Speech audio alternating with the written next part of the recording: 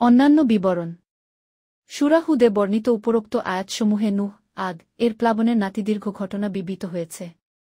কুরআন তার বাকৃতি অনুযায়ী কেবল প্রয়োজনীয় কথাগুলিই বলে দিয়েছে। বাদবাকি ব্যাখ্যাসমূহ মোটামুটি নিম্নরূপ। ১. কিস্তি নূহ, আগ কে যখন নৌকা তৈরির নির্দেশ দেওয়া হয়, তখন তিনি নৌকাও চিনতেন না, তৈরি করতেও জানতেন না।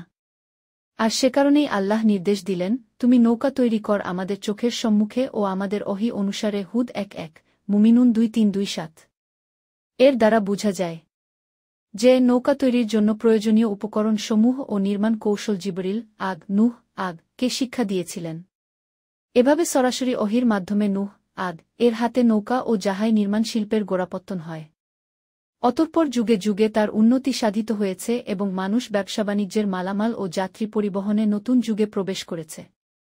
আধুনিক বিশ্ব সভ্যতা যার উপরে দাঁড়িয়ে আছে। একটা ধারণা করা মোটেই অমূলক হবে না যে উক্ত নৌকা তৈরি করতে নূহ, আদ এর বহুদিন সময় লেগেছিল।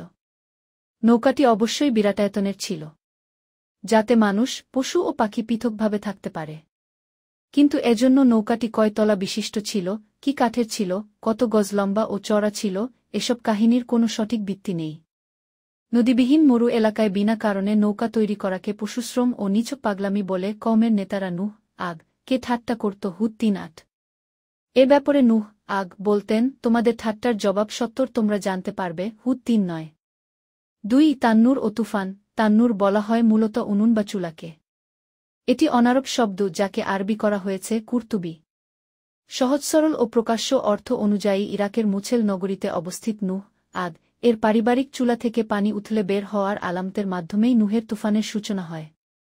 অর্থাৎ এটি ছিল প্লাবনের প্রাথমিক আলামত মাত্র। কুরতুবী। তুফান অর্থ যে কোনো বস্তুর অত্যাধিক্য। প্লাবনকে তুফান বলা হয় পানির আধিক্যের কারণে, যা সব কিছুকে ডুবিয়ে দেয়।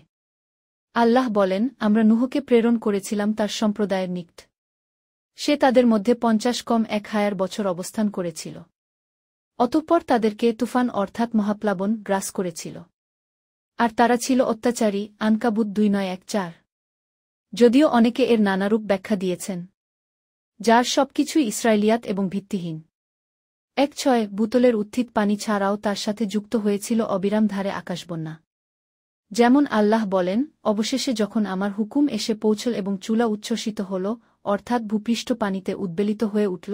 অন্যত্র আল্লাহ বলেন, তখন আমরা খুলে দিলাম আকাশের দুয়ারসমূহ প্রবল বারিপাতের মাধ্যমে এবং ভূমি থেকে প্রবাহিত করলাম নদীসমূহকে। অতঃপর উভয় পানি মিলিত হল একটি পূর্ব নির্ধারিত কাজে, অর্থাৎ ডুবিয়ে মারার কাজে। আমি নূহকে আরোহণ করালাম এক কাষ্ঠ ও পেরেক নির্মিত জলায়নে, যা চলত আমার দৃষ্টির সম্মুখে। এটা তার, অর্থাৎ আল্লাহর, পক্ষ থেকে প্রতিশোধ ছিল, যাকে প্রত্যাখ্যান করা হয়েছিল। আমরা একে নিদর্শন হিসাবে রেখে দিয়েছি। অতএব কোনো চিন্তাশীল আছে কি? কামার ৫:৪-১-১-১-৫। যে কারণে নূহপুত্র ইয়াম পাহাড়ে আশ্রয় নিয়েও রেহাই পায়নি। হুদ ৪:৩। ওই সময় কোনো ঢেউ পাহাড়ের চূড়া হতেও উঁচু ছিল। অতঃপর প্লাবন বিধ্বংসী রূপ ধারণ করে এবং পাহাড়ের মতো ঢেউয়ের মধ্য দিয়ে নৌকা চলতে থাকে। হুদ ৪:২। ২০০৪ সালের ২/৬ ডিসেম্বর ইন্দোনেশিয়ার সাগরতলে সংঘটিত ভূমিকম্পের সুনামিতে উত্থিত ৩ ফুট উঁচু ঢেউ নূহের তুফানকে স্মরণ করিয়ে দেয়।